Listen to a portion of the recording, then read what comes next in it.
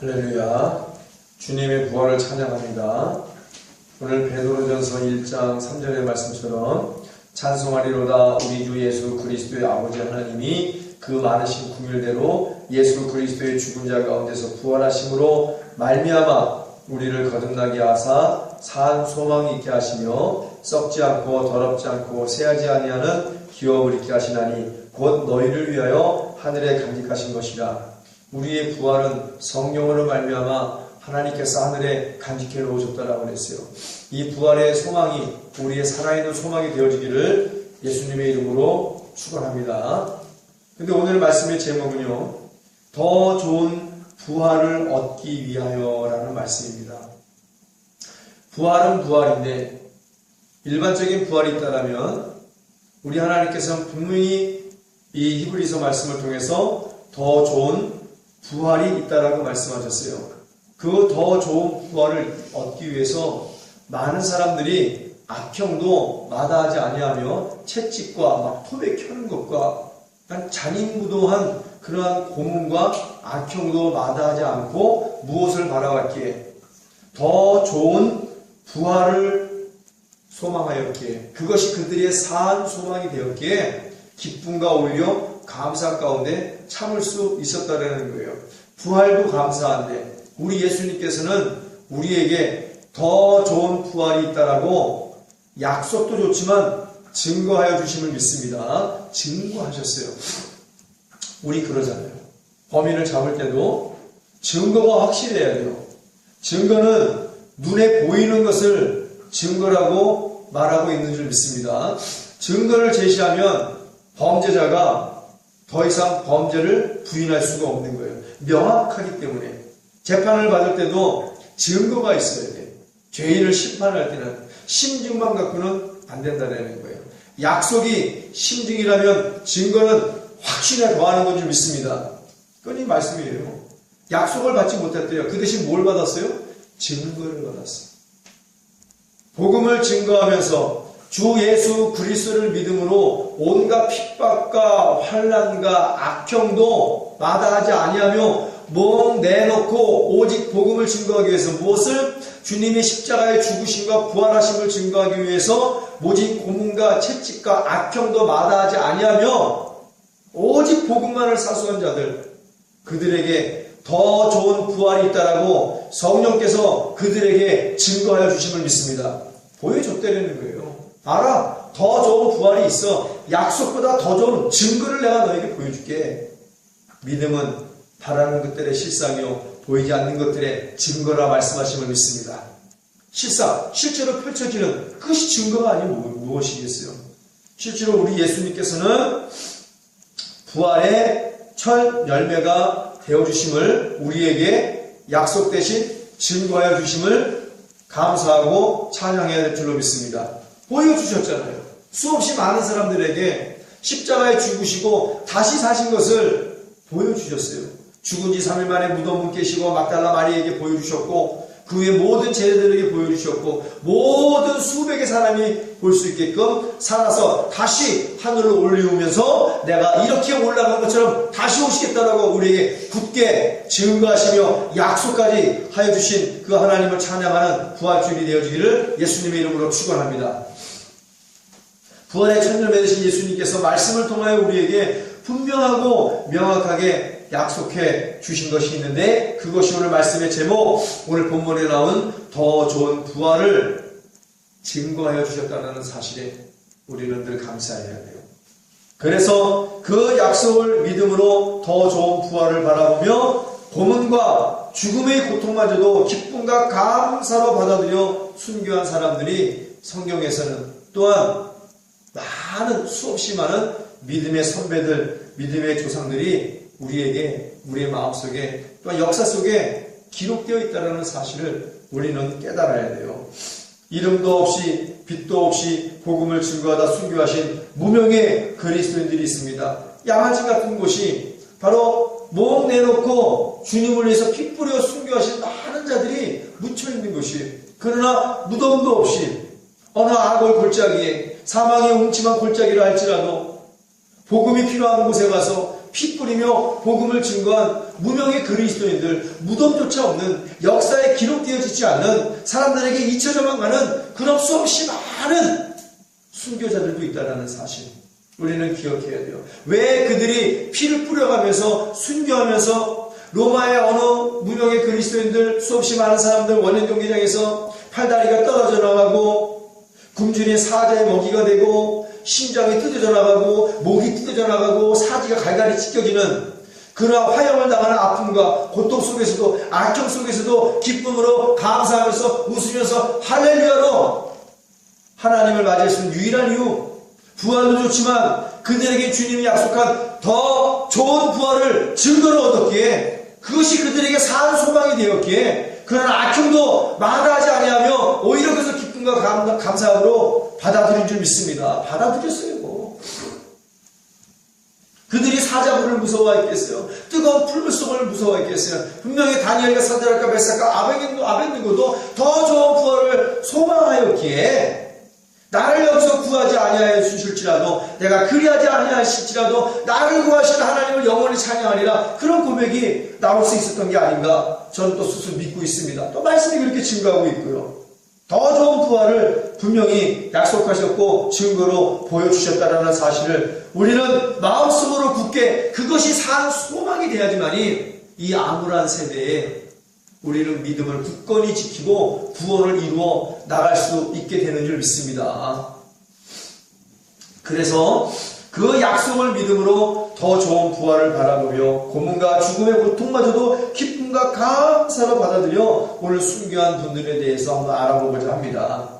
이름도 없이 빛도 없이 복음을 증거하다 순교하신 무명의 그리스도도 있다는 사실 다시 한번 확인을 시켜드리며, 오늘 본문의 말씀이 그렇게 얘기했듯이 분명한 것은 더 좋은 부활이 있다는 사실, 우리는 다시 한번 철필로 지워지지 않는 예수의 피로 우리의 마음속에 새기며 살아가야 될 줄로 믿습니다. 그렇게 살아가는 여러분들이 되어지기를 예수의 이름으로 축원합니다. 분명히 부활에는 그냥 부활이 있고 더 좋은 부활이 있듯이 우리 또한 더 좋은 부활을 얻기 위하여 어떤 각오로, 일사각오로 신앙생활을 해야 되겠다는 거예요. 일반적으로 신앙생활 하다가 죽으면 부활을 얻어지겠지요. 그러나 일사각오, 내가 죽으면 죽으리라, 살아도 주를 위해 살고 죽어도 주를 위해 죽나니 나는 주의 것이로다. 일사각오로 브리스가와 아굴라처럼 사도 바울의 사역을 위해서 목 내놓고 충성한 자들, 그런 자들만이 주어질 수 있는 더 좋은 부활이 있기에, 우리 예수 믿는 교회도 인자가 올 때는 노아의 때와 같다고 해서 많은 일꾼들이 찾아오지 않을지라도 오직 노아와 노아의 가족이 그리했듯이 한평생을 일사각오로 구원의 방주를 만들었듯이 우리 또한, 우리 교회 또한 일사각오로 주 예수 그리스도의 재림을 통하여 이루어질 백보자 예수 그리스도의 심판을 통하여 누구는 생명의 부활로, 누구는 심판의 부활로 다시 태어난다고 그랬어요. 우리 예수 믿는 교회 일사각오의 각오로 나가면서 주님이 주시는 생명의 부활, 그 이상의 더 좋은 부활을 얻어야 될 줄로 믿습니다. 그러기 위해서 우리는 열심히 신앙생활을 해야 된다는 거예요. 제가 조금 전에 말씀을 드렸다시피 악한 일을 해서 얻는 심판의 부활이 있고 선한 신앙생활을 감당해서 생명의 부활을 얻는다는 말씀이 있습니다. 요한복음 5장 29절에 30절 말씀 보면은 선한 일을 행한 자는 생명의 부활로, 악한 일을 행한 자는 심판의 부활로 나오리라. 내가 아무것도 스스로 할 수 없노라. 우리 예수님이 아무것도 예수님 혼자 결정할 수 없다는 거예요. 듣는 대로 심판하노니 나는 나의 원대로 하려 하지 않고 나를 보내신 이의 원대로 하려는 거로 내 심판은 의로우니라. 할렐루야. 듣는 대로 심판한대요. 누구의 소리를 듣고, 우리의 소리를 듣고, 우리의 말을 듣고, 우리의 행함을 보시고, 내가 너희들이 하는 모든 신앙생활을 보고 듣고 느낀 대로 내가 심판하리니, 아무리 교회에 많이 앉아있다가 할지라도, 아무리 예배를 드리고 기도를 하고 전도를 하고 선교를 하고 구제를 할지라도 그 안에 의로움이 없고 선함이 없고 형식과 외식적이고 사랑이 없다라면 결국 그것이 어찌 생명을 얻는 부활이 되겠냐는 얘기예요. 하나님 분명히 말씀하셨습니다. 생명의 부활이 있고 심판의 부활이 있다라고 그랬어요. 성경 말씀을 보면 영혼의 심판의 부활을 받을 자들도 굉장히 많다는 것입니다. 악한 일을 행한 자들은 심판의 부활도 있다는 것을 기억하고 생명의 부활을 얻기 위하여 하나님의 선하심과 기뻐하심과 온전하심을 분별하여 성령의 충만함으로 혼신을 다해 몸 내놓고 충성하는 성도들이 되어지기를, 그러한 삶이 되어지기를 예수님의 이름으로 축원합니다. 그러면 어떤 자들이 심판의 부활을 받을 자들인가? 성경에 기록되어 있죠.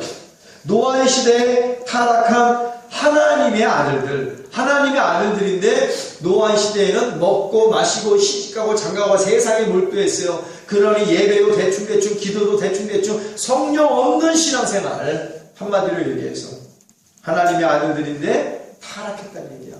자폰도 서슴지 않아. 하나님은 세상 사람들과 하나님의 아들들이 자폰하는 걸 굉장히 싫어하시는 줄 믿습니다. 근데 오늘은 어떻게 해요? 대충 그가 예수를 안 믿고 믿음도 없는 상태인데 학벌이 좋고 가문이 좋다는 이유로 시집 보내고 장가 보내요. 분명히 탈이 납니다. 왜? 하나님이 원치 않는 일이기 때문에 그래요. 우리 에녹과 같이 하나님이 좋아하는 거 좋아해야 될 줄로 믿습니다. 하나님이 싫어하는 거 우리도 싫어할 수 있는 은혜가 있어야 돼요. 그것이 부활의 산소가 더 좋은 부활을 얻고자 하나님 앞에 일사각오의 믿음으로 나아갈 수 있는 자의 자세입니다. 자세. 노아의 시대에 타락한 하나님의 아들들, 심판의 부활을 받겠죠. 광야에서 원망과 불평만 하다가 객사한 이스라엘의 1세대들, 자기네들이 선민이라고 주장하고 자랑했지만 결코 이스라엘의 1세대 수백만의 사람들은 광야에서 전부 다 떼죽음을 당하고 말았어요. 그 이에 아직도 메추라기의 그 살점이 나가지도 전에 그들은 광야에서 다 죽었다라고 말씀하셨어요. 우리 기억해야 돼요. 사울왕과 엘리의 아들 홈니와 비느하스, 심판의 부활을 받겠죠. 생명의 부활을 받을 수 있는 자가 아닙니다. 가룟 유다와 아나니아와 삽비라와 도둑 아간, 악한 자들의 대표의 대표. 이들을 보고 너희는 어떻게 신앙생활을 해야 되겠는가? 우리는 간절한 마음으로 회개하여 선과 의의 병기로 쓰임받아 하나님 앞에 반드시 생명의 부활을 받되 더 좋은 생명의 부활을 하나님 앞에 상으로 받아야 될 줄로 믿습니다. 심판의 부활을 받을 자들의 샘플이에요, 샘플. 이것을 보고도 분명하게 보고도 이들과 동일한 죄를 짓는다는 것은 어리석고 미련한 자의 행보예요. 우리는 성경에 기록된 대로 더 좋은 부활을 얻은 자들이 굉장히 많습니다. 주를 위해서 순교한 굉장히 많은 자들이 있어요.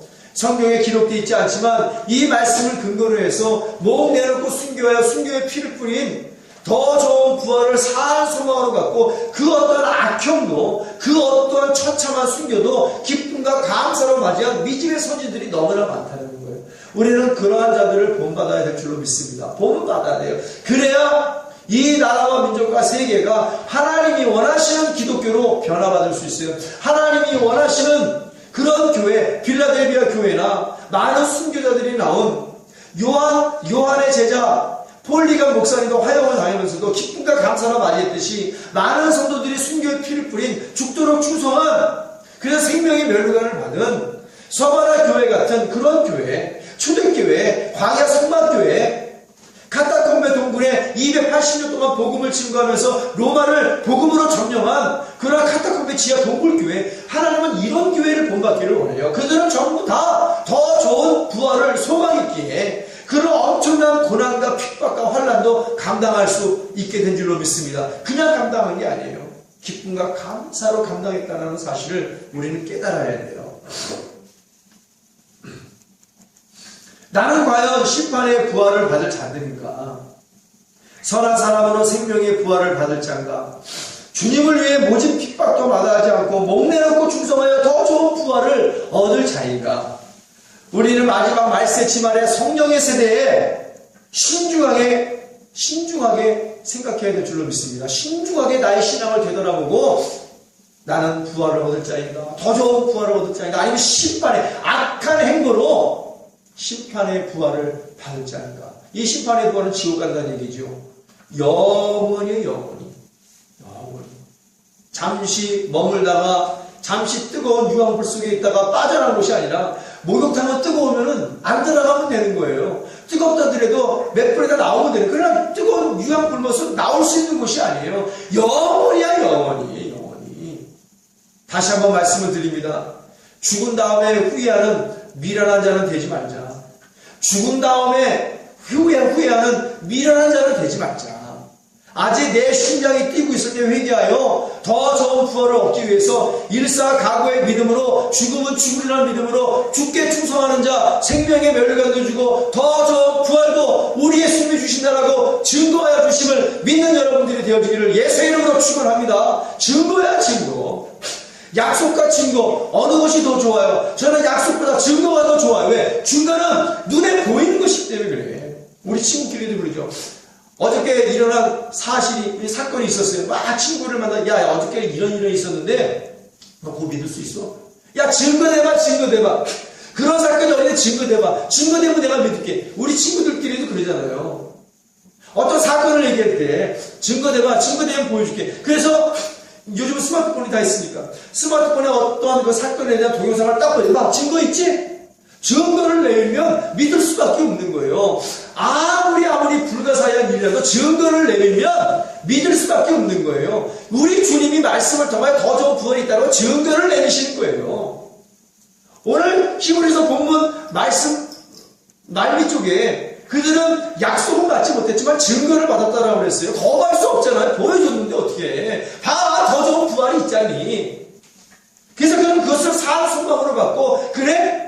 이 더 좋은 부활을 어떻게 받는데? 악형을 받아, 더 많은 핍박을 받아, 더 많은 고난을 받아, 더 많은 연단을 받아. 주님 때문에 그래 죽으면 죽으리라. 무엇 때문에? 더 좋은 부활을 얻기 위해서 받거든 그들은 증거를.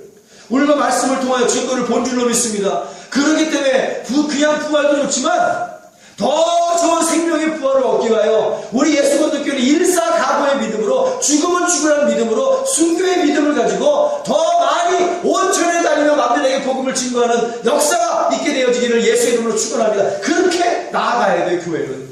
그게 주님의 뜻이에요. 그런데 성령 시대에 성령이 있음도 모르면 어떻게 하겠냐는 얘기야.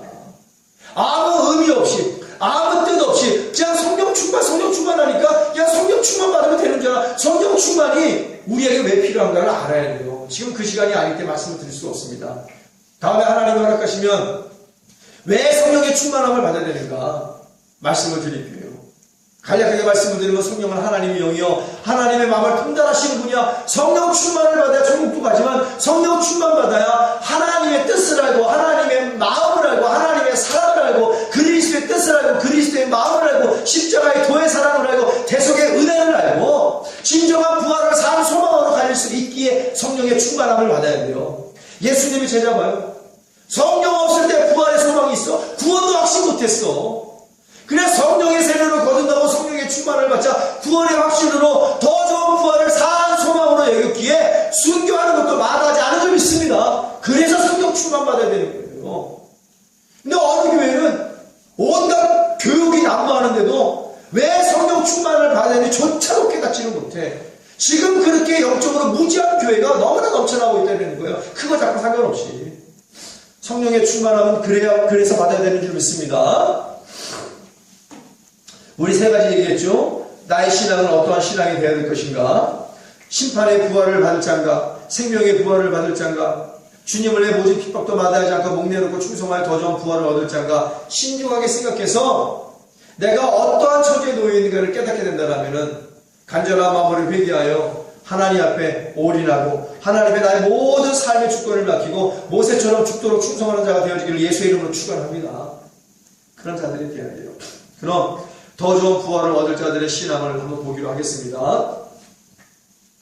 보는 것으로 듣는 것으로 그치지 말고 이 시간 이 설교를 들었다면 순교를 각오하는 마음으로 일사각오의 믿음으로 살아야 돼요. 먼저 12제자의 순교사가 있습니다. 그냥 신앙생활하는 게 아니에요.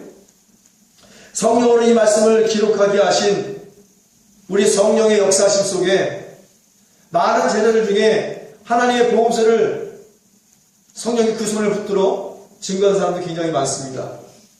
마태가 있죠. 베드로가 있죠. 또 바울 사도가 있죠. 굉장히 많습니다. 곳곳에 서신서에 예수님의 부활, 예수님의 순교에 대해서 굉장히 많이 기록되어 있습니다.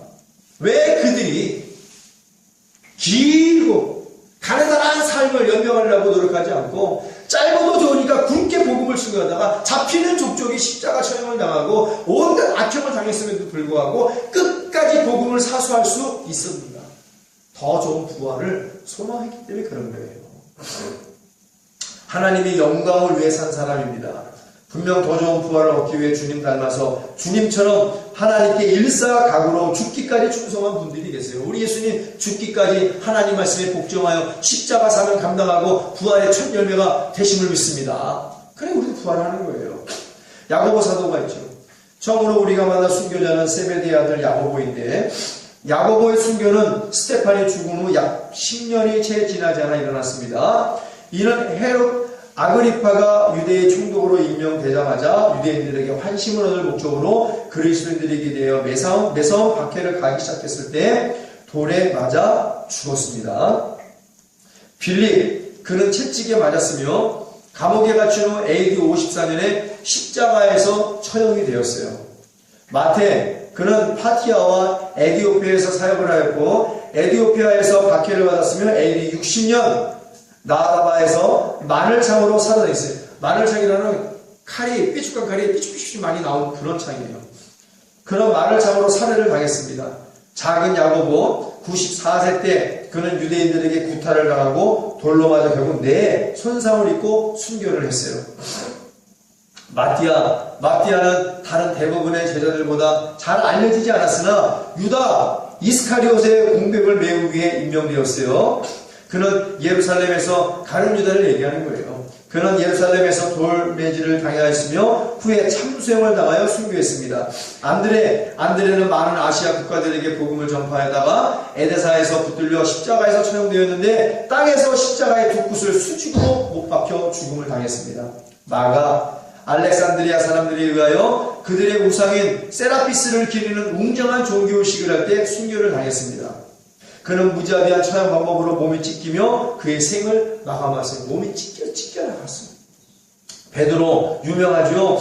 베드로는 로마에 가서 전도하다가 박해를 견디지 못해 도망가던 중 주님을 만나게 됩니다. 주님을 본 베드로는 코바디스 도미네 주여 어디로 가시나이까? 주님이 말씀하세요. 나는 내가 도망쳐나온 내 대신 로마로 가노라. 너 대신 또 죽으러 간다는 거예요.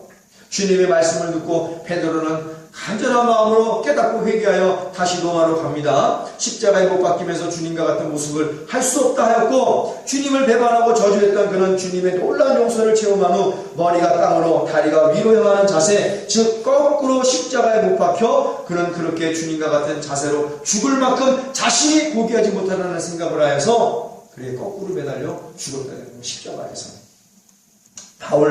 처음에는 사울이라 불렸던 사도 바울은 그리스도의 복음을 전파하기 위하여 숭고한 희생과 말할 수 없는 수고를 치른 후 역시 네로의 박해 아래서 순교를 했습니다.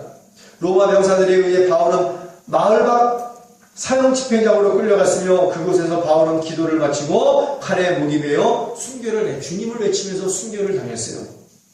목이 탁 끊기는 유다, 그는 AD 70년 가룟 유다가 아닙니다. 그는 AD 72년 에데사에서 십자가형을 받았습니다. 바돌로메는 여러 나라에서 복음을 전파하였어요. 그는 오랫동안 잔인하게 폭행당했으며 포악한 우상 숭배자들에 의해서 십자가에서 처형을 당했습니다. 오랜 세월 또 복음을 증거하면서 폭행까지 당했어요. 의심하는 도마는 디두모라고 불리며 파티아와 인도에서 복음을 전했고 이곳에서 이교도 제사장들을 경록케 하였어요. 그래서 그는 참으로 몸이 관통이 되어 죽음을 당했습니다. 이렇게 말하는 게 모르겠죠. 실제로 가죽이 찢겨져 나가고 살점이 찢겨져 나가고 목이 잘라져 나가고 십자가 매대 그런 처형을 당했다고 하면 상상해 뭐예요. 얼마나 그것이 악형인가. 마다하지 않았어요. 악형을. 무엇 때문에 더 좋은 부활을 소망하였기에 그렇습니다. 그것을 증거로 받았기 때문에 누가복음과 사도행전의 기록자이며 복음 전파자입니다. 그는 바울과 함께 많은 나라에서 선교하였으며 그리스도의 우상 숭배 제사장들에 의하여 올리브 나무에 목이 매달려 순교당한 것으로 추정됩니다. 목을 매달아 죽였어요. 시몬의 다른 이름은 젤로입니다. 그는 아프리카 마우리타니아에서 복음을 전했으며 영국에서도 선포하였어요. AD 74년에 그는 영국에서 십자가 처형을 당했습니다. 그런 십자가의 순교에 피가 뿌린 곳이 영국인데 지금 가장 많이 동성연애자로 타락한 곳이 영국이 되어버린 거 알았어요. 그러나 하나님께서는 그 시몬의 순교의 피를 결코 잊지 아니하시고 회개한다면 반드시 니네의 백성을 구원해 주신 것처럼 영국도 다시 한번 해가 지지 않는 나라로, 복음이 지지 않는 나라로 하나님께 다시 한번 사용하리라 믿습니다. 그러니까 회개해야 돼요. 요한, 사랑받는 제자는 큰 야고보의 형제입니다. 에베소로부터 로마로 강제 소환 명령을 받았으며 그곳에서 기름이 끓는 솥에 던져지는 형을 받았어요. 순교를 안 당한 게 아닙니다. 그런 형을 받았어요. 기름이 펄펄 끓는데 거기다 집어넣었단 말이에요, 요한을. 그러나 끓는 기름 가마 속에서 하나님의 도우심으로 해를 입지 아니하고 기적적으로 다시 살아나게 되었어요. 얼마나 많은 사람들도 주께로 돌아오는 영광을 입었겠습니까? 도미티안의 후계자인 네르바가 요한을 재소환하였습니다. 그는 사도들 중에 유일하게 참혹한 죽음을 피한 사람의 셈인데 결국은 하나님의 뜻을 이루기 위해서 반모섬으로 끌려가서 요한계시록을 기록을 합니다. 요한계시록의 포인트 5교회가 나오고 2교회 나오죠. 본받을 만한 교회, 본받지 말아야 될 교회, 천국과 지옥이 나옵니다. 어떻게 신앙생활해야 너희가 천국을 하고 어떻게 신앙생활 너희가 지옥을 가, 이게 포인트예요. 막 이상한 거 잡다한 거 뭐 어디서 주워 들고 얻어 들어서 그것들을 뭐 알아 너라 신비하게 얘기하는 거 그거 다 마귀의 공작입니다. 요한계시록의 제대로 된 말씀 포인트를 알아야 돼. 천국과 지옥, 소아시아 7가지 교회, 이게 관점이에요. 너희가 어떻게 신앙생활해야 마지막날 너희가 부활을 얻고 더 좋은 부활을 얻을 수 있겠느냐? 아니 너희가 어떻게 신앙생활해야 심판의 부활을 얻어 지옥에 가겠는가? 이거를 우리가 포인트를 듣고 열심히 신앙생활해서 하나님 본받으라는 교회 본받아서 그 좋은 천국에 가야겠구나. 천국에 가서 더 좋은 부활을 얻어서 주님과 영생 공락해야지. 이것이 바로 우리의 소망이 되어야 될 줄로 믿습니다. 이분들은 예수님의 십자가의 도와 재림과 부활의 복음을 증거하면서 오직 이것밖에 증거하지 않았어요. 그들에게 돈과 명예와 권력도 필요하지 않았습니다. 그들에게는 큰 교회 많은 성도의 숫자도 사실 필요하지 않았어. 오직 그들에게 필요한 것은 더 좋은 부활을 산 소망으로 얻기 위해서 그 증거를 받았기에 주 예수의 십자가의 죽으심과 재림과 오직 부활만을 증거하였기에 진리만을 하였기에 예수님처럼 똑같이 세상으로부터 미움을 받았고 예수님으로부터 똑같이 세상으로부터 조롱을 받았고 순교를 당했어요. 예수님같이 사니까 그런 엄청난 영광이 주어진 거예요. 우리 예수건들교회도 예수님처럼 사도처럼 수없이 많이 그렇게 죽어간 무명의 그리스도인들처럼 살아가야 될 줄로 믿습니다. 일사각오의 믿음으로. 분명히 그들은 그 복음을 증거하면서도 자신들도 재림과 부활을 간절히 소망을 했을 것이 분명합니다. 나아가 더 좋은 부활을 사모하여 모진 핍박받기를 주저하지 않았어요. 서로서로 복음 증가하다가 핍박받은 것을 아마 자랑하며 은혜도 나눴을 것이라고 생각이 듭니다. 우리 그때는 은혜 받은 거 있으면 그 다음날 교회 가서 만나면 이 은혜 받았어. 나에게 고집 핍박과 고난과 환난을 받았어. 그러니 나에게 더 좋은 소망이 이루어질 거야. 더 많은 상급. 우리 이렇게 교회 가면 자랑하잖아요. 요즘은 먹고 마시고 손에 낀 보석 자랑하고 명품 자랑하고 명품 옷 자랑하고 집 자랑하고 저택 자랑하고 별장 자랑하고 나의 사이가 나의 며느리가 뭐 어쩌고 저쩌고 했는데 온갖 세상 것만 자랑하는 그런 것이 아니라 소위 성도라면 만나면 은혜를 나눌 줄 알아야 돼요. 부활을 소망할 줄 알아야 돼요. 자기가 받은 고난과 환난을 통하여 내게 유익이 되었다라고 자랑도 할 줄 알아야 돼요. 이것이 신앙인 거야. 만나면 드라마 얘기, 만나면 연예인 얘기, 만나면 세상 얘기, 만나면 시집가고 장가가고 집을 팔고 집을 사고 교회 크게 자랑하고 성도에 많은 자랑하고 그러면 뒷구멍에서 온갖 도둑질하고 사기 쳐먹고 음란하여 성폭행하고 성추행하고 탐심이 어마어마하게 커지고 서로 헛된 영광을 구하여 격동하고 교회가 분열이 되고 분쟁이 되고 부활의 소망이 있겠냐는 거예요. 기독교 짧은 130년의 한국의 역사 속에서 많은 부활절에 거쳐갔어요. 수없이 해마다 부활절을 거쳐갑니다. 특별 새벽 기도도 합니다. 고난주의 사순절도 넘쳐납니다. 130년 동안 맨 처음에는 안 그러겠지. 오늘날을 보세요. 새벽 기도하는 교회가 그렇게 많고 부활절 칸타타는 교회가 그렇게 많고 해마다 부활 축복이다 막 하는데도 교회가 변하지 않아. 왜? 성령이 없기 때문에 변하지 않는 거예요. 일사각오의 믿음이 없기 때문에 더 이상 교회가 발전이 되지 않는 거야. 붕괴되지 않고 변화의 역사가 없습니다. 그게 왜 그럴까요?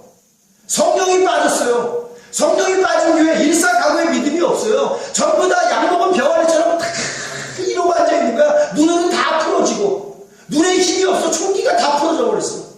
왜? 뭐만 자랑하니까 크기만 자랑하고 많기만 자랑하고 명품을 자랑하고 프로그램을 자랑하고 시스템을 자랑하고 조명을 자랑하고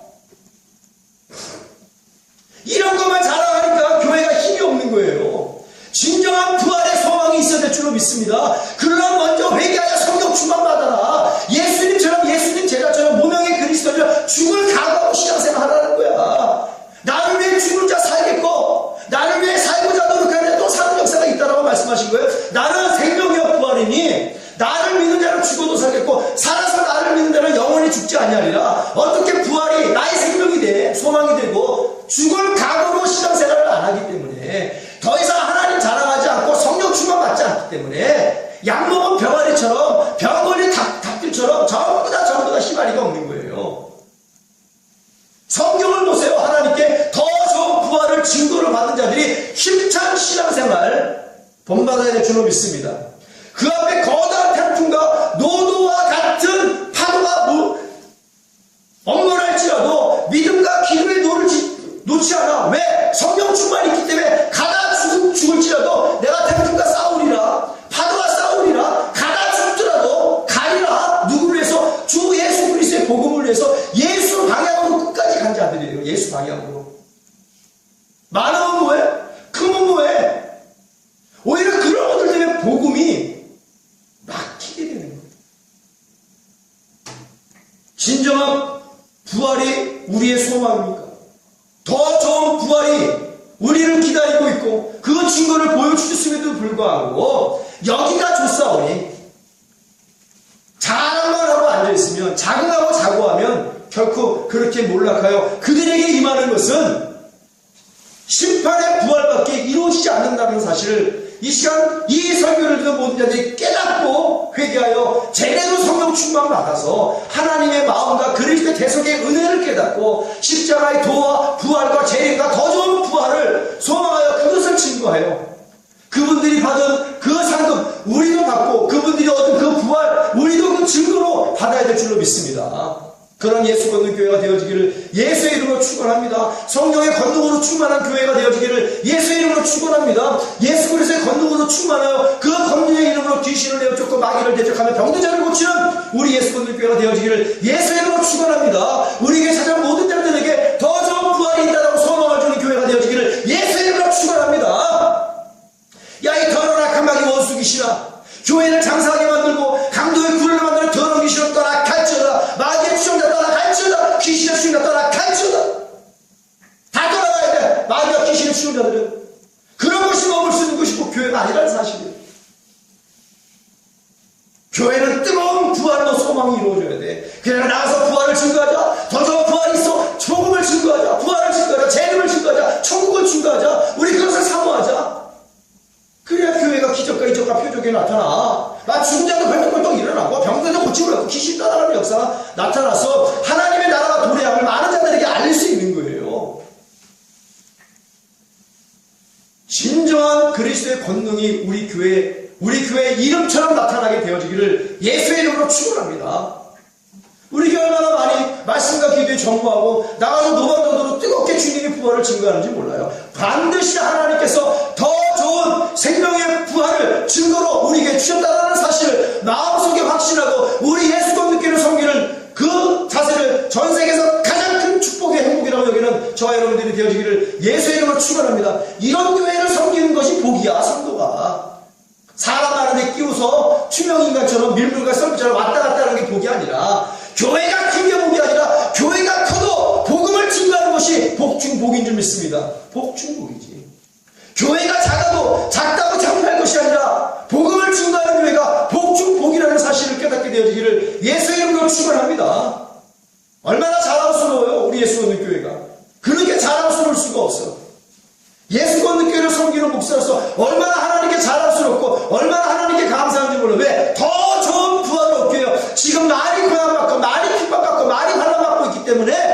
그런 소망을 가질 수 있다는 거예요.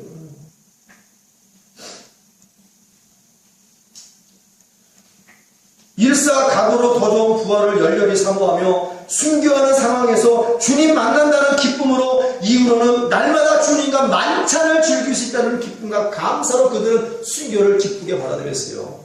내가 짧은 인생 여기서 마감을 하지만 주를 위해 순교를 하지만 이후로는 내가 주님과 날마다 만찬을 해, 날마다 주님과 생명수로, 날마다 천국에서 아무래도 주님과 함께 먹으러 오 할렐루야. 그러면서 그 순교를 오히려 하나님의 영광으로 알았어요. 영광으로. 하나님의 복으로 알아서 순교하는 것을. 요즘 그래요. 이 아까운 거 어떻게 다 놔두고 죽어. 이 아까운 돈과 명예와 권력과 이 얼마나 많은 나를 섬기는 저들은 자들을 놔두고 내가 누구를 가고 있어. 그런 일들 얼마나 많아요. 이 수없이 많은 이 엄청난 크기의 교회를 놔두고 내가 어떻게 누구를 가고 하나님께로 갈 수 있겠어. 주여 오시시 마시옵소서. 주님 오면 안 돼요 지금. 아무리 여름이 덥다고 해서 봄을 가무 안 난다고 붙잡아도 여름은 옵니다. 아무리 겨울이 춥다고 해서 여름과 가을을 붙잡아놔도 겨울은 반드시 와. 아무리 주님 오면 안 된다고 손사래를 쳐도 주님 반드시 하나님의 때에 오는 줄 믿습니다. 하나님의 때에 오셔. 우리 그날을 준비해야 돼요. 주 예수 그리스도의 재림을 통하여 백보자 심판이 이루어지고 누구는 악한 일로, 누구는 타락한 하나님의 아들들이 되어서, 누구는 선민사랑을 주장하지만 그다음에 원망과 불평으로 신앙생활 개판 5분 전으로 하면 하나님께서 주시는 그 심판을 통하여 심판의 부활, 영벌의 부활이 처해집니다. 그러나 주 예수 그리스도의 재림을 기리고 일사각오의 믿음으로 믿음의 선지들을 본받아 열심히 복음을 증거하고 고난이 내게 유익이야, 환난을 통하여 소망을 얻었어, 연단을 통해 내가 정금이 되지, 믿음의 시련을 통하여 복을 받고 오래 참음으로 생명의 멸류관을 얻어 여러 가지 시험을 통하여 내가 하나님을 기쁘게 되지, 할렐루야. 이러고 산 자들은 선한 자들로서 영생 복락을 누릴 뿐 아니라 더 좋은 부활을 주신다라고 증거하며 보여주신 하나님이신 줄 믿습니다. 그러면 어찌하겠어요? 말씀을 아는 우리 교회로서 일사각오의 믿음으로 나가야겠지요. 그래서 주님처럼 아버지여 내 영혼을 받아주옵소서를 외칠 수 있었고, 스테반 집사도 그랬잖아요. 그런 영혼을 어찌 하나님께서 외면할 수 있겠는가? 우리 예수님이 그랬어요. 아버지여 나의 영혼을 받아주옵소서. 스테반 집사도 그랬고 순교한 모든 자들도 하나님이여 내 영혼을 받아주옵소서. 우리의 마지막 유언이 이렇게 당당한 유언이 되어야 될 줄로 믿습니다. 웃으면서 아버지요, 사도 바울이 고백했죠. 내가 선한 싸움 다 싸우고 내가 달려갈 게 다 달려가다니 이제는 내가 받을 그 예배를 바라보나이다. 아버지요 나의 영혼을 받아주옵소서. 목이 잘리면서도 아버지 나의 영혼을 받아주옵소서. 몸이 갈갈이 찢기면서도 아버지요 나의 영혼을 받아주옵소서. 우리 하나님이 얼마나 기쁘겠어요. 지금 순교당하라는 얘기가 아니에요. 일사각오의 믿음으로 내가 순교하면 죽으면 죽으리라는 그 순교의 믿음으로 나아가면 하나님께서 마지막에 이 외침의 기쁨으로 우리 영혼을 받아준다는 얘기예요. 나의 자녀들아 무수히 많은 돈과 명예와 권력을 위해서 너희들이 끊임없이 싸워라. 아버지와 내 영혼, 이런 말 절대로 할 수 없습니다. 이런 말 절대로 할 수 없습니다. 돈과 명예와 권력과 자기의 인지도와 화려한 스펙과 그것을 자랑하며 헛된 영광을 주장하는 자들, 그래 서로 걱정하고 서로 다투는 자들, 분열하고 분쟁을 야기시키는 자들, 성추행하고 성폭행하고 도둑질하고 사기치는 자들, 탐심으로 극심한 자들, 만물을 따르는 자들은 결코 주의 종이라 할지라도, 장로권사 안수집사라 할지라도, 수없이 많은 헌금을 드린 자 할지라도 결코 심판의 부활을 면할 길이 없다는 사실을 깨닫는 자들이 되어지기를 예수의 이름으로 축원합니다. 분명히 알아야 돼요. 오늘 설을 완전히 긋습니다. 정확히 알아야 정확한 신앙생활을 감당할 수 있는 거예요. 한 교회 성도들만 그것을 못 깨달아. 못 깨닫는 것이 아니라 감추는 거겠지. 감추는 거겠어. 감춘다고 몰라요 하나님이? 우리 예수님 그러잖아요. 너희 말하는 거 듣는 대로, 너희가 하는 거 보는 대로 그대로 심판을 해. 무서운 말입니다. 말을 산 거예요. 행동을 산 거예요. 오직 우리가 드릴 것은 에녹과 같이, 노아와 같이, 또 예수님의 제자들과 같이, 무명의 순교한 그리스도인과 같이 그들과 함께 마지막 날 내가 주님과 만찬을 지킨다는 그것이 우리의 소망이 되어서 일사각오의 신앙을 감당해야 될 줄로 믿습니다. 우리나라에서도 아주 귀하신 목사님이 있어요. 그렇게 웃으시면서 영혼을 맡기신 목사님. 그 목사님이 일사각오의 자세라는 사도행전 20장 22절에 35절의 말씀을 근거로 해서 마지막 고별 설교를 하시며 순교한 설교가 있습니다. 일제시대 때 이 설교를 일본 군들이 빼앗아 불태워버렸어요. 근데 다른 목사님이, 그 설교를 들은 목사님이 이것을 정리해서 이렇게 올린 글이 있습니다. 정리한 글이 뭐냐면, 예수께서 받은 사명은 하나님의 은혜의 복음을 증언하는 일을 마치려면 나의 생명조차 조금도 귀한 것으로 여기지 아니하노라 하는 본문의 말씀입니다. 목사님 마지막 설교. 1935년 12월 19일 평양신학교의 학생 부흥회에서 주규철 목사님께서 일사각오라는 제목으로 설교를 했습니다. 일사각오란 죽으면 죽으리라는 각오를 말합니다. 학생들은 물론 교수들에게 큰 감동을 주었는데 그 설교의 원고는 일본 경찰에 압수당하여 분실되었으나 훗날에 그 자리에서 설교를 듣던 김린서 목사님께서 줄거리를 살펴 가필한 내용이 남아있는데 요약하면 다음과 같습니다. 첫째는 예수를 따라서 일사각오해야 합니다. 주규철 목사님 마지막 골별 설교예요. 예수를 버리고 사느냐, 예수를 따라 죽느냐. 예수를 버리고 사는 길은 정말 죽는 길이요, 예수를 따라 죽는 길은 정말 사는 길입니다. 그래서 예수님의 12제자들 중에 가장 솔직하였던 도마가 우리도 주와 함께 죽자고 일사각오를 하였습니다. 둘째는 남을 위하여 일사각오해야 합니다. 예수님의 일생은 자신을 위하여 사신 것은 하나도 없었고 순전히 남을 위해 사셨던 일생이었습니다. 이 세상에 태어나신 자체가 남을 위한 것이었고 십자가의 죽으심 또한 죄인을 위하심입니다. 그러므로 우리들 예수를 믿는 자들의 행위도 역시 남을 위해 희생해야 합니다. 세상 사람들은 남을 희생하여 자기의 이익을 도모하지만 기독교는 자기를 희생하여 남을 구원하는 신앙입니다. 셋째는 부활 진리를 위하여 일사각오해야 합니다. 부활의 복음이 우리들에게 이르기까지 피로써 전하여 왔습니다. 로마 제국의 잔혹한 박해 아래 50만 성도가 피를 흘렸고 로마 교회의 핍박 아래 100만 성도가 피를 뿌렸습니다. 우리가 읽고 있는 성경은 피로써 쓰였고 피로써 전하여졌습니다. 피로써 전하여진 부활의 복음을 우리 또한 피로써 지키고 전하여야 합니다.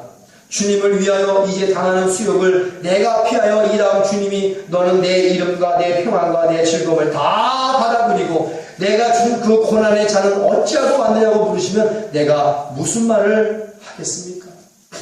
주님을 위하여 져야 할 이 십자가, 주님이 주신 이 십자가를 내가 피하였다가 주님이 이 다음에 너는 내가 준 십자가를 어찌하고 왔느냐고 물으면 내가 어떻게 주님의 얼굴을 배울 수 있겠습니까? 오직 나에게는 일사각오가 있을 뿐입니다. 주기철 목사님이 이렇게 설교한 그의 신앙대로 신사참배를 거절하였다가 5번의 옥고와 온몸이 망가지고 찢어지는 고문을 받고 일사각오로 신앙을 지키다 순교를 했습니다. 우리 귀한 목사님의 순교서를 한번 볼까요? 그분은 그렇게 사셨기에 일사각오를 설교할 수 있는 거예요. 여기서 있는 임 목사도 그렇게 그분을 본받아 일사각오의 신앙을 하기 때문에 여러분들이 그렇게 설교할 수 있는 겁니다. 내가 그렇게 안 살면서 어떻게 이 설교를 할 수 있겠어요? 당시 그는 구덕산 기슭에 자기 기도처를 정해놓고 수시로 밤샘 기도를 했는데 주기철 목사님이 이 분할 내려올 때 온몸이 비를 맞은 듯 땀이 흠뻑 젖어 있었다고 전해졌습니다. 또 며칠도 하지 않으면서 설교 원서를 집필하시고 완성된 원고를 토요일 밤까지 수십 번씩 낭독해 암송한 뒤에야 주일 설교에 나섰다고 합니다. 얼마나 많이 대조가 되겠어요. 그는 또 이때 신사참배가 기독교 교리상 어긋난다며 신사참배 반대 결의안을 경남도에 제출하고 정식 가결을 받아내기도 했습니다. 목사님은 1936년 마산 문창교회에 이어 평양 산정현 교회에 부임해 갔는데 이지영 일제는 신사참배라는 무기로 한국교회의 목을 재우기 시작했습니다. 일제는 신사참배에 반대하는 교인들을 모조리 구속하고 고문하는 잔악성을 드러내기 시작을 했고 탄압이 계속되자 당시 평양에서 열린 제27회 장로회 총회에서는 굴욕적인 신사참배를 공식 결의하기에 이르렀습니다. 오늘도 많은 대다수의 교단과 산하교단들이 이런 엄청난 잘못된 일에 굴욕도 느끼지 못하고 무릎 꿇는 일들이 굉장히 많습니다. 대부분의 목회자들이 무기력하게 신사 앞에서 무릎을 꿇었지만 주목사와 그의 뜻을 같이 하는 일부 목회자들은 신사참배를 강요하는 일본군의 총칼 앞에 당당히 맞섰어요. 당당히 맞서는 우리 교회가 되어지기를 예수의 이름으로 축원합니다. 이 사례를 본받으면 안 된다니까요. 이로 인해 목사님은 1938년부터 1944년 마지막 순교를 할 때까지 모두 5차례 총 5년 4개월간의 투옥 생활을 하게 됩니다. 목사님은 옥중에서 몽둥이 찜질을 당했고 채찍질을 당했고 너무나 잘 알려진 세목바퀴 못을 거꾸로 박으라고 발을 밟으면서 못이 발등을 찍고 올라오겠죠. 거꾸로 매달아 코에 고춧가루 뿌리기, 발바닥 때리기 등 상상도 할 수 없는 가진 고문을 당하면서 끝내 신앙적 변심을 하지 않았습니다. 7년 동안 구속과 석방을 거듭하며 안질에 걸렸고 폐병에 걸렸고 심장병 등이 악화돼 폐인이 되어갔지만 감옥에서는 언제나 평화로운 얼굴로 성경 말씀을 묵상하며 감사 찬양을 했고 합니다. 바울과 실로와 같이요. 아니 그보다 더 잔악한 고문과 악형을 당했습니다. 5번째로 구속돼 형무소에 갇히기 직전 자택에서 늙은 노모와 처자 20여 명의 평양 산정현 교회 교인들을 모인 가운데 그는 생애 마지막 설교를 남깁니다. 아까 말씀드린 그 설교 일사과거의 설교를 하셨다는 얘기예요. 그러면서 또 남기신 말씀이 있어요. 우리 주님 날 위해 십자가 고초 당하시고 십자가 지고 돌아가셨는데 나 어찌 죽음이 무섭다고 주님을 모른지 아리이까.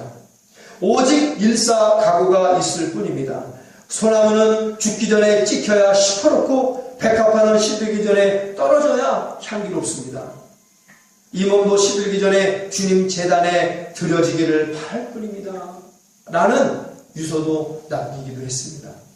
주목사님은 투옥된 이후 치조와 고문을 심하게 당했어요. 그로 인하여 그의 몸은 약해지고 드디어 그는 옥중에서 순교를 하기까지 됩니다.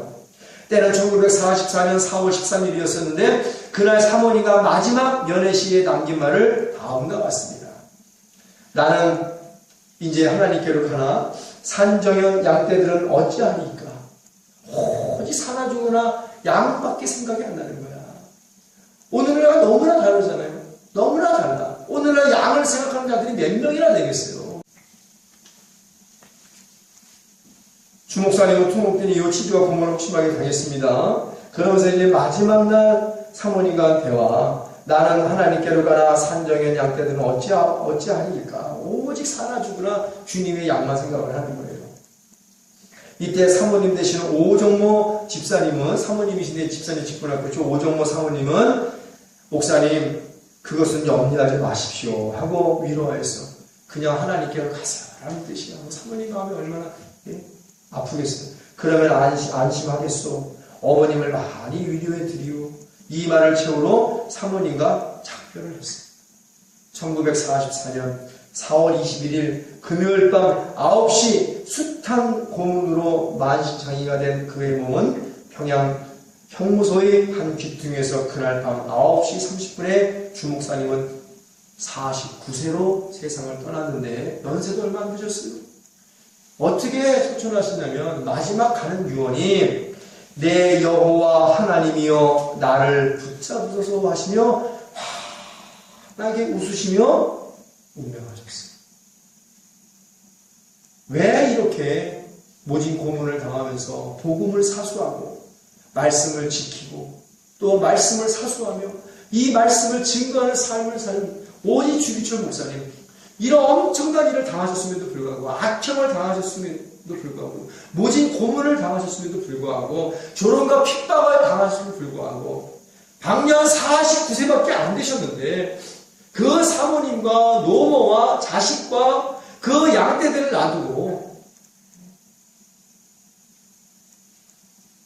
그 모든 것들을 놔두고 그 모진 고문 속에서도 웃으시면서 내 여호와 하나님이여 나를 붙잡으소서 하시며 환하게 해처럼 웃으시며 운명하셨어요.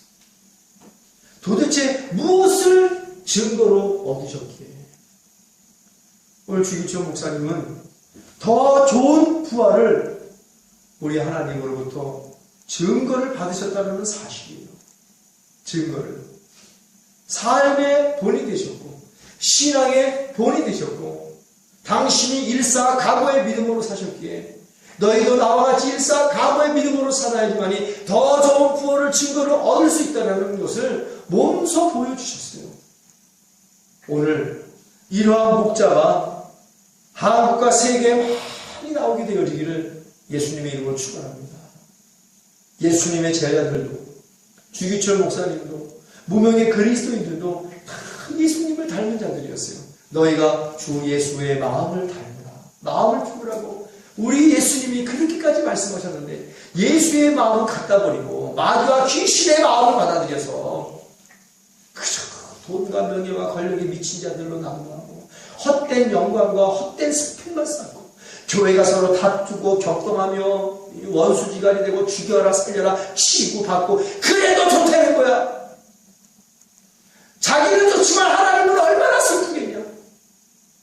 오늘날 부활도 소망해야 되지만 이 세대를 바라보는 노아의 세대를 바라보고 근심과 노아의 세대를 바라보고 마음의 탄식과 근심만이 염려만이 남부했던 오늘 하나님의 눈물을 깨달아야 되고 주 예수 그리스도의 십자가에 터져주는 그 심장을 바라봐야 되고 소망해야 되고 성령의 손길을 깨달아야지만이 진정 하나님이 원하시는 교회, 진정 예수가 머리 되는 교회, 진정 성령에 충만한 교회가 돼서 더 좋은 부활을 소망하여 악한 마귀 원수 귀신을 내어쫓고 날마다 승리하여 하나님께 영광을 돌리게 되는 줄 믿습니다.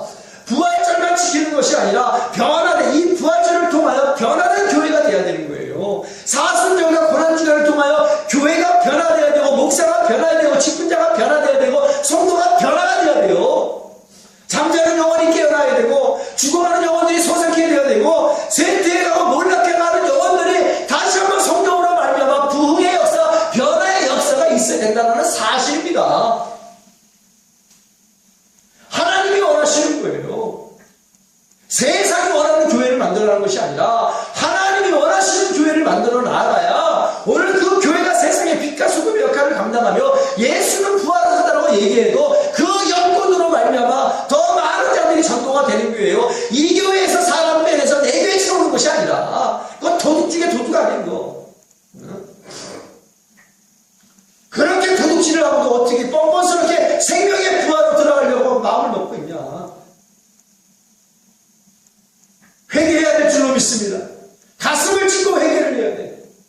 그러고 나아가 다 예수님이 그렇게 사셨던 것처럼 예수님의 제자들이 수없이 많은 속사도들이 이름도 없이 빛도 없이 무명의 그리스도들이 그렇게 사셨기에 성경에 더 좋은 부활을 더 좋은 생명의 부활을 증거를 얻어 악형도 마다하지 아니하며 주기철 목사님과 같이 손양환 목사님과 같이 김익규 목사님과 같이 우리 한국을 복음하기 위해서 한국의 땅도 밟지 못하고 배에서 성경책을 다니며 배가 터져 죽은 수없이 많은 선교사들처럼 그것을 깨달았다라면 우리는 열심히 복음을 위해 살아야 될 줄로 믿습니다.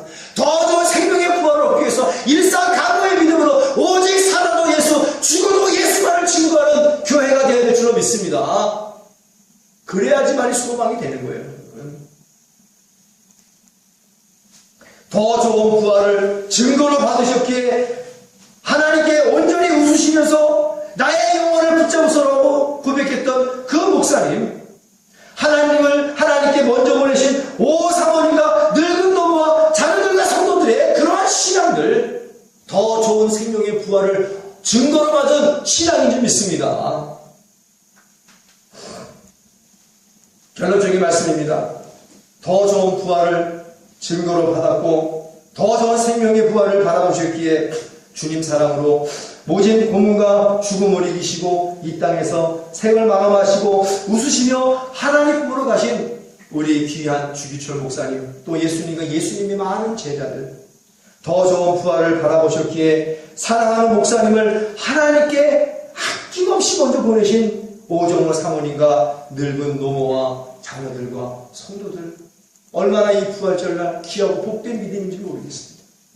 우리도 세상과 타협하지 말고 이 세대를 결코 본받지 말고 더 좋은 생명의 부활을 소망하여 일사각오로 신앙을 지키시고 하나님 품에 안기신 믿음의 선배들을 본받고 무엇보다 예수님을 본받아 일사각오의 신앙으로 내가 주를 위해 죽으면 죽으리라 이 믿음으로 더 좋은 생명의 부활을 증거로 받고 소망하여 이 땅에서도 하나님의 영광만을 위해 사는 우리 교회와 이 설교를 듣는 모든 세계의 교회와 성도들이 되어지기를 예수님의 이름으로 축원합니다.